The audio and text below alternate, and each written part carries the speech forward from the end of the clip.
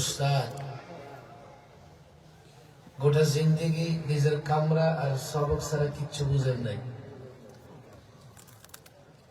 কবি মাদ্রাসার উস্তাদ ছাত্র যারা আছে ওরা বুঝবে আজকাল আমাদের কত সুগল, ছাত্রদের পড়াবো হাতে সময় নাই, বেল ঘন্টা পড়ার আগে হাজির, শেষ মুহূর্ত পর্যন্ত পড়াতেন, পড়ায় আবার কামরায় গিয়ে মোতালা করতেন। 24 ঘন্টা, যার এর বাইরে কোনো সুগল ছিল না, ব্যস্ততা ছিল না, সব সময় চেহারা একটা হাসি লেগেই থাকত। এমন অমায়িক এবং নরম ব্যবহার আল্লাহওয়ালা বুজুর্গ, আল্লাহ তাবারক ওয়া তাআলা ডাক দিয়েছেন, যেতে তো হবে। পরে আমি নিয়ত পরিবর্তন করলাম, ঢাকায় ফেরত যাব না, প্রোগ্রাম করে সোজা এখান থেকে বড়রা হুজুরের বাড়িতে যাব, লাশ নিয়ে আসবে, কালকে জানাজা হবে। আলেমদের ইন্তেকাল, এত বড় আলেমের ইন্তেকাল, একজন আল্লাহওয়ালা বুজুর্গের ইন্তেকাল, উনি তো আল্লাহর সান্নিধ্যে চলে গেছেন। আমরা যারা আছি আমাদের জন্য এটা অশনি সংকেত। কোন আল্লাহওয়ালা জমিন থেকে বিদায় নেওয়া, না জানি আল্লাহওয়ালার বিদায় নেওয়ার পরে আমরা কি ধরনের গজবে নিপতিত হই। এই জন্য এটা শোক শুধু মাইয়িত মরহুমের জন্য না, নিজেদের কি হবে এটাও একটা শোকের বিষয়। দেশ একটা অনিশ্চিত পথে চলতেছে, অনিশ্চিত গন্তব্যে, কোথায় যাবে আল্লাহ ভালো জানে। রাজনৈতিক অনিশ্চয়তা, দেশের টার্গেট কিলিং, রাজনৈতিক দলগুলোর ভেতরে পরস্পর অবিশ্বাস, কেমন যেন একটা বিশৃঙ্খল পরিস্থিতি তৈরি হয়ে গেছে। আল্লাহ যদি আমাদেরকে এই অবস্থা থেকে উত্তরণ না ঘটান, আমরা দেশটাকে রাখতে পারবো কিনা, দেশের স্বাধীনতা রাখতে পারবো কিনা, দেশের সুশাসন আসবো কিনা, কিছুই বলা যায় না। যারা একটু গভীর চিন্তা করেন তারা বুঝতে পারতেছেন একটা স্থির বা স্টেবল সিচুয়েশনে দেশটা কখন যাবে। আবার আমরা যারা টুপি দাড়িওয়ালা, ইসলামকে মহাব্বত করি, আমাদের চিন্তা ভিন্ন জায়গায়। পরিবর্তনের পরে ইসলামের পক্ষে থাকবে কিনা, স্বাধীনভাবে ধর্মকর্ম পালন করা যাবে কিনা। এই জন্য ইদানিং আমি এমন একটা বিষয়ের উপর কথা বলি, সরাসরি আপনি ওই বিষয়টা মাহফিলের সঙ্গে মিলাতে পারবেন না। এই যে তাফসীরুল কোরআন মাহফিল, আমি তো কথা বলে যাচ্ছি, আপনারা চাইলে আপত্তি করতে পারবেন যে আপনি কি বললেন, এগুলো কোনো তাফসীর মাহফিলের কথা হলো, এগুলো কি ওয়াজ মাহফিলের কথা, কি বলতেছেন। কিন্তু যদি চিন্তা করেন তাহলে দেখবেন এগুলো এমন কথা, এই কথাগুলো যদি আমরা না মানতে পারি তাফসীর মাহফিল করার সুযোগও থাকবে না। তাফসীর মাহফিল হয়তো বা করবো, কিন্তু কথা বলতে হবে সিস্টেম করে। কোরআন যা বলেছে যে আমাদের দরকার, বলতে পারবো না, অনেকে নারাজ হয়ে যাবে। প্রসঙ্গক্রমে আমি আমার ওয়াজে ইদানিং দুটা বিষয় থাকেই। এক হচ্ছে বাংলাদেশের ইতিহাস, দুই ইসলাম সম্পর্কে আমাদের ধারণা কি। ইসলাম সম্পর্কে ধারণা, এটা ওয়াজ হতে পারে। বাংলাদেশের ইতিহাস, এটা আবার কিসের ওয়াজ মাহফিল। বাংলাদেশের ইতিহাসের সঙ্গে ইসলাম জড়িত, বাংলাদেশের অস্তিত্বের সঙ্গে ইসলাম জড়িত। ইসলাম ছাড়া বাংলাদেশের ইতিহাস বলা যাবে না, ইসলাম ছাড়া বাংলাদেশের অস্তিত্ব রক্ষা করা যাবে না। এই জন্য আগে বাংলাদেশের সঠিক ইতিহাসও জানতে হবে, আবার ইসলাম সম্পর্কে ধারণা ক্লিয়ার করতে হবে। কেন জানেন, ইসলাম সম্পর্কে যদি ধারণা ক্লিয়ার না হয়, এই ইসলাম দিয়ে আপনি সফলতা অর্জন করতে পারবেন না। ইসলাম সম্পর্কে আপনার কনসেপ্ট, আপনার বিশ্বাস, আপনার ধারণা যদি ক্লিয়ার না হয়, আপনি ইসলামের উপরে আমল করে চূড়ান্ত সফলতা অর্জন করতে পারবেন না। হুজুর, বাংলাদেশের ইতিহাস তো আমরা জানি, হ্যাঁ জানেন, 1971 থেকে জানেন, কিন্তু এই ভূখণ্ডের প্রকৃত ইতিহাস শুরু 47 থেকে। আমরা এই ভূখণ্ডের মালিক হয়েছি 1947-এ। মূল্য কি আদায় করেছি জানেন? 1 সাগর রক্ত। বিনিময়ে 1 সাগর রক্ত দিয়ে আমরা এই ভূখণ্ডের মালিকানা বুঝে নিয়েছি। 200 বছর এই ভূখণ্ড ইংরেজ দখল করে রেখেছে। গোলাম ছিল এই দেশের মানুষ, ভারতের মানুষ। ভারতকে মুক্ত করবার জন্য, স্বাধীন করবার জন্য 20,000 আলেমকে ফাঁসির কাছে ঝুলতে হয়েছে। লক্ষ লক্ষ যুবক মুসলমানকে রক্ত দিতে হয়েছে। এই ইতিহাসের সঙ্গে তো আমরা পরিচিত না, কারণ আমরা দাদারে অস্বীকার করি, শুধু বাবার নাম জপি। বাবার নাম জপলে নিজের পরিচয় তো ঠিক আছে, জারজ হওয়া লাগবে না, কিন্তু দাদার নাম বাদ দিলে বাবা তো জারজ হয়ে যাবে। 24 আমাদের প্রজন্ম, 71 বাবাদের প্রজন্ম, 47 দাদাদের প্রজন্ম। কেউ 71 জপলে 47 নাম না নিলে সে বাবার কথা স্বীকার করলো, দাদার কথা স্বীকার করলো না। 47-এ আমরা এই ভূখণ্ডের মালিক হয়েছি 1 সাগর রক্তের বিনিময়ে। 250 বছর দিল্লির জামে মসজিদের বারান্দায় ফাঁসির মঞ্চ তৈরি করা হয়েছিল। সকাল বিকাল আলেমদেরকে সেখানে ঝুলানো হইতো। আমি তো বলি যে এই ব্যর্থতা আলেম ওলামাদের, এই ব্যর্থতা মাদ্রাসার ছাত্রদের, যার জন্য মালিক তুমি এই ভূখণ্ডের, লোকেরা তোমাকে ভাড়াটিয়া মনে করে। এই ভূখণ্ডের মালিক মুসলমানেরা, আর ডান দিক থেকে রাইটিস্ট এসে বলে না আমেরিকা পন্থী আমি, আবার লেফটিস্ট এসে বলে আমি সমাজতন্ত্রী পন্থী। অথচ ভূখণ্ড আমরা স্বাধীন করেছি ইসলামের জন্য। ইসলামপন্থী হলে মৌলবাদী, জঙ্গিবাদী, উগ্রবাদী হয়ে যায়। আর যদি সমাজতন্ত্র বা নানা ইজমের কথা বলে, ডেমোক্রেসি কিংবা সেকুলারিজমের কথা বলে, উনি বড় প্রগতিশীল হয়ে যায়। ভূখণ্ড পেয়েছি ইসলামের জন্য। এই ভূখণ্ডে ইসলাম প্রতিষ্ঠা করব বলেই 47-এ আমরা একটা ভূখণ্ড বাই চয়েস বাছাই করে নিয়েছি। 47-এ দেশ ভাগ হয়েছে দ্বিজাতি তত্ত্বের ভিত্তিতে। মুসলিম রাজনীতিবিদ এবং ওলামা একরাম যখন দেখলেন হিন্দুত্ববাদ পৌত্তলিকদের সঙ্গে মিলে থেকে আমরা ধর্মকর্ম পালন করতে পারবো না, তারা আলাদা একটা ভূখণ্ড চাইলেন। এবং সে চাওয়াটা সঠিক ছিল। এর প্রমাণ বর্তমান ইন্ডিয়া।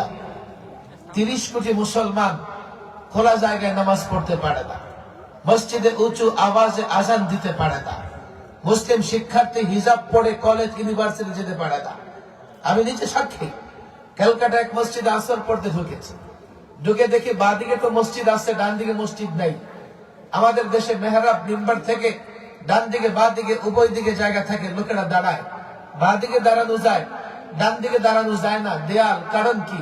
বের হয়ে দেখি ডান দিকের মসজিদ অর্ধেকটা ভেঙে মন্দির বানিয়ে রেখেছে। 400 বছর পুরনো বাবরি মসজিদকে শহীদ করে রাম মন্দির বানিয়ে রেখেছে।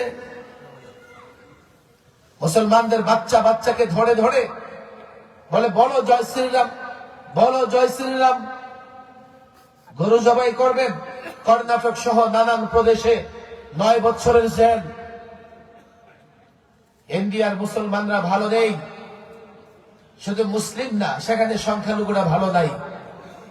পত্রিকায় দেখেছেন খ্রিস্টান সম্প্রদায় বড়দিন পালন করতেছে, সেখানে উগ্র হিন্দুত্ববাদীরা প্রবেশ করে সিদ্ধান্ত আলাদা ভূখণ্ড লাগবে ইসলাম পালনের জন্য, তাহলে পারবো না।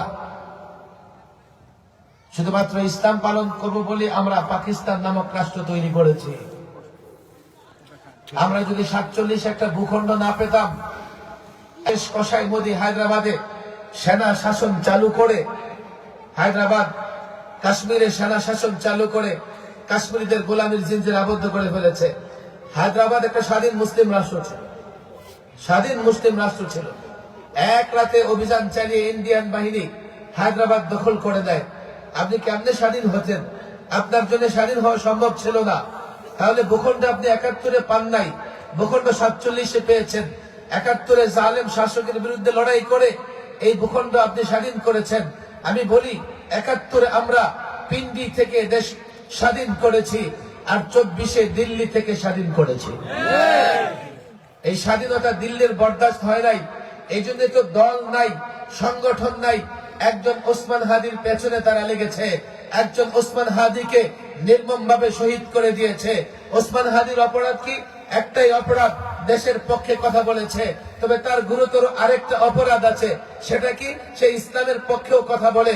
শুধু ভারত বিরোধী বক্তৃতা অনেকেই করে, ভারত তাকে মনে করে না সে কিছু করতে পারবে। কিন্তু ওসমান হাদি যখন ভারত বিরোধী, আবার সে ভারতের আগ্রাসন বিরোধী হওয়ার সঙ্গে সঙ্গে ইসলামের কথা বলে, তো দিল্লিতে বসে থাকা পশ্চিমা গোলামেরা, ইহুদি দালালেরা তারা মনে করেছে এমনি তো ভারতের বিরুদ্ধে তাদের যে মনোভাব, আমরা না জানি কখন আমাদের প্রভুত্ব, আমাদের দাদাগিরি বাংলাদেশ থেকে খতম হয়ে যায়। আবার যদি ইসলামের নাম নেয় তাহলে উল্টা হতে পারে।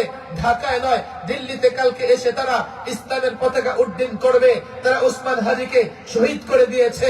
আমি তবে একথা স্পষ্ট বলি, ওসমান হাদিকে শহীদ করে তারা লাভবান হতে পারে নাই। ওসমান হাদিকে শহীদ করে আমাদেরকে ক্ষতিগ্রস্ত করতে পারে নাই। আমি ওসমান হাদির জানাজায় গিয়ে দেখেছি 15 লক্ষ 14 লক্ষ লোকের জমায়েত, এর মধ্যে 95 ভাগ যুবক, প্রত্যেকের চোখের কোনায় পানি, প্রত্যেকের জবানে লিল্লাহি তাকবীর, নারে তাকবীর, তাকবীরের স্লোগান। এর মানে হচ্ছে একজন ওসমান হাদিকে তারা শহীদ করেছে, একজন ওসমান হাদিকে তারা বুলেট বিদ্ধ করেছে, একজন ওসমান হাদিকে তারা গুলি করেছে। আল্লাহর কসম, ওসমান হাদি মরে নাই, শহীদ হয়েছে। তবে এক ওসমান হাদির শাহাদাতের উপর নির্ভর করে লক্ষ ওসমান হাদি তৈরি হয়ে গেছে। আগামীতে লক্ষ ওসমান হাদি আগ্রাসনের বিরুদ্ধে লড়াই করবে।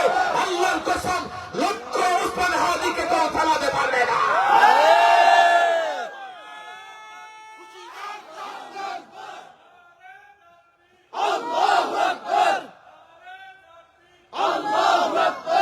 বাংলাদেশের সঠিক ইতিহাস চর্চা করবেন।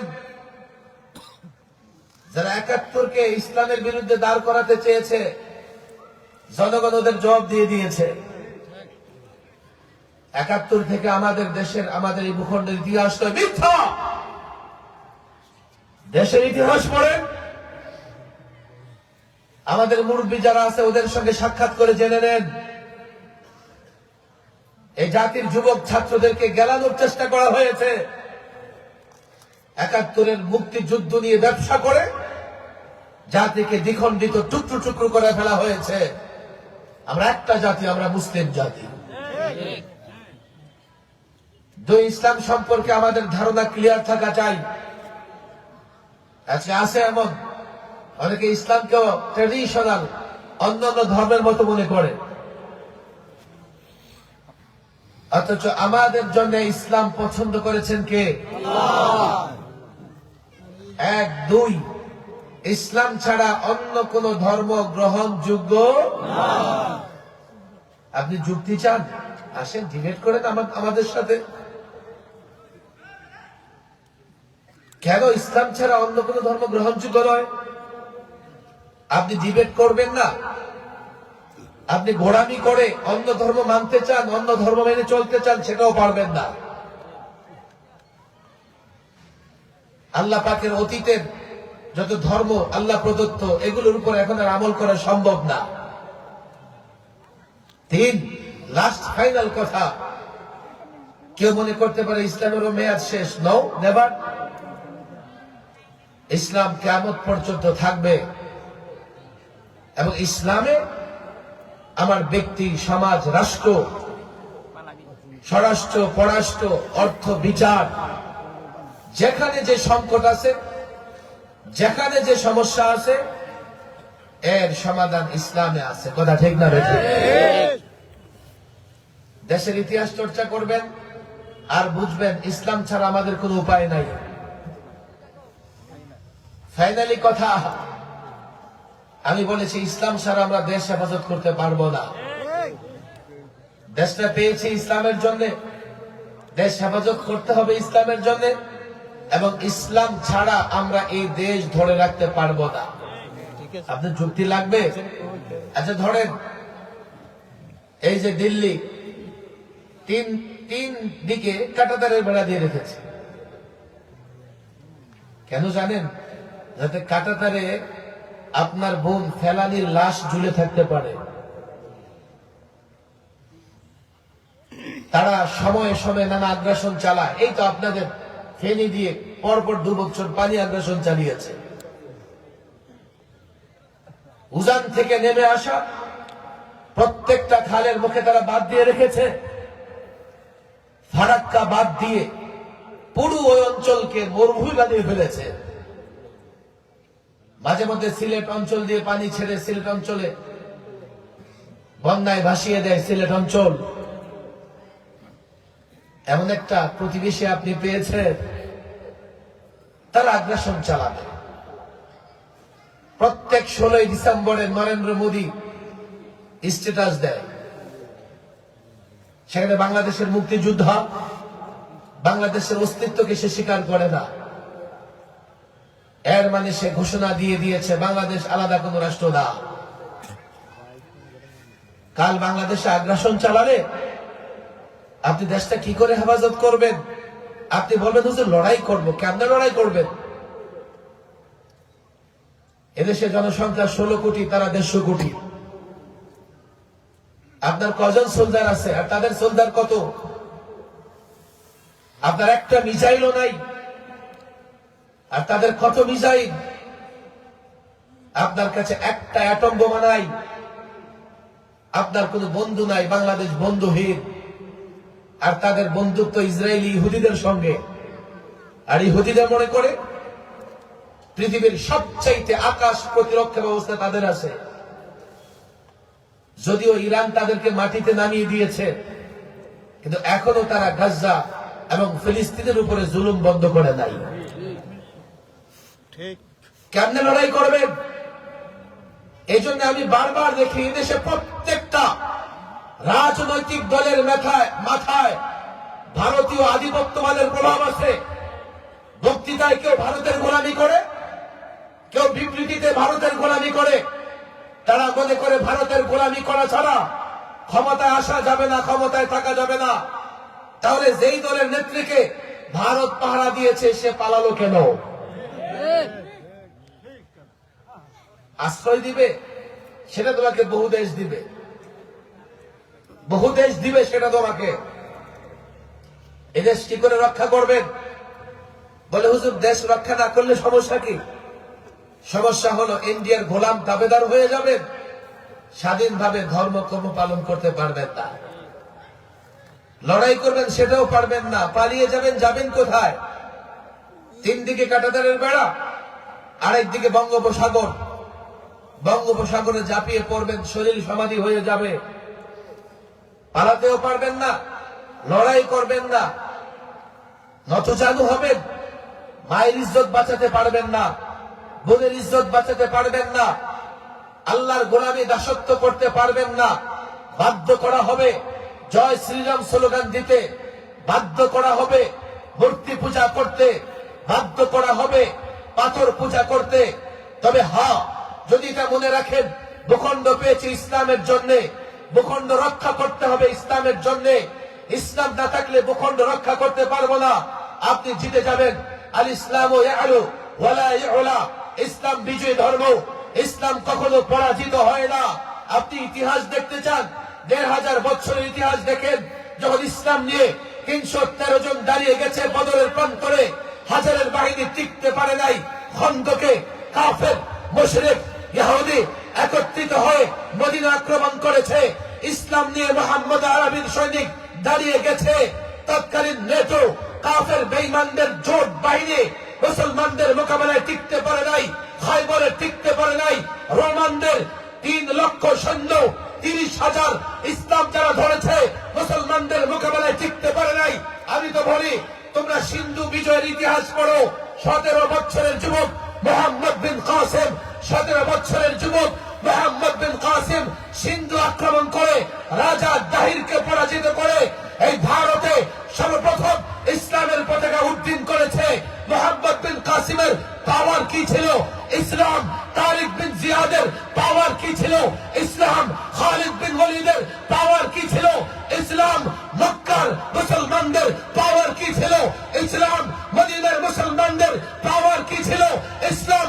আল্লাহর কসম, আজ যদি ইসলাম ধরতে পারো, আজ যদি ইসলাম মানতে পারো, ঈমানি বলে বলিয়ান হতে পারো, ঢাকা থেকে দিল্লি, দিল্লি থেকে তেল আবিব, মস্কো থেকে ওয়াশিংটন পর্যন্ত কাফের বেঈমান তাগুত তাদের দূষণেরা যদি তোমাদের বিরুদ্ধে লড়াইয়ের ময়দানে অবতীর্ণ হয়, আল্লাহর কসম ইসলাম বিজয়ী হবে, তোমরা বিজয়ী হবে।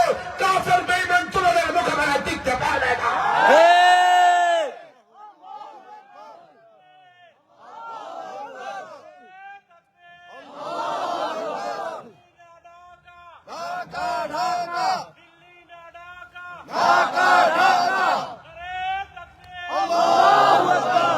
ফর্মুলা দিয়ে গেলাম, মিলে এটাকে হিসাব করে কেমনে দেশটা হেফাজত করবা। যদি দেশ হেফাজত করতে না পারো, ইজ্জত বাঁচাতে পারবা না। পরিষ্কার হিসাব মিলায় দেখো, দেশ যদি বাঁচাতে না পারো, স্বাধীনভাবে ধর্ম কর্ম পালন করতে পারবা না।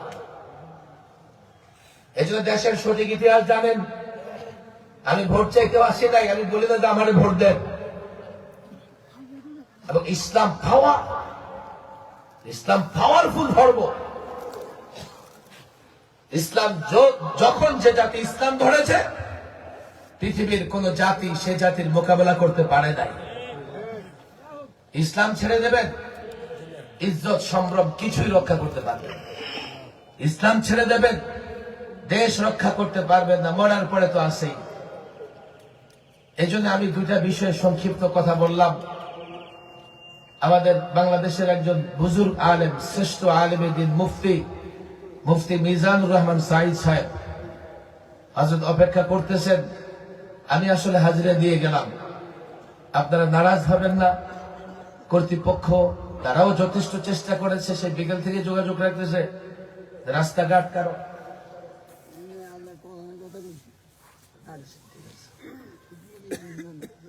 যোগাযোগ রাখতেছে। কিন্তু দুর্ভাগ্য, আর একটু ব্যস্ততা তো আছেই। এখন দেখেন নানা কারণে ব্যস্ততা আছে। আমি আপনাদের বলি দোয়া করেন দেশের জন্য। আমাদের রাজনীতিবিদরা যাতে সঠিক সময়ে সঠিক সিদ্ধান্ত নিতে পারে। যদি সঠিক সময়ে সঠিক সিদ্ধান্ত নিতে না পারে, 16 বছর আমরা যে কষ্ট করছি আর সেই কষ্ট করতে চাই না। আমরা সকলে মিলে মিশে একটা সুন্দর বাংলাদেশ দেখতে চাই। কথা ঠিক না বেঠে? যেই বাংলাদেশে ভূখণ্ড পেয়েছি ইসলামের জন্য, কোন নাস্তিক, কোন মুরতাদ, কোন বেঈমান যাতে ইসলাম পালন করলে আমাদের জঙ্গি বলতে না পারে, ইসলামের কথা বললে আমাকে মৌলবাদী বলতে না পারে, ইসলামের কথা বললে আমাকে সাম্প্রদায়িক এ কথা বলতে না পারে। এই জন্য আমি যুব সমাজকে বলি, 47-এর ইতিহাসটা ভালো করে জানো। 47 ইতিহাস জানো।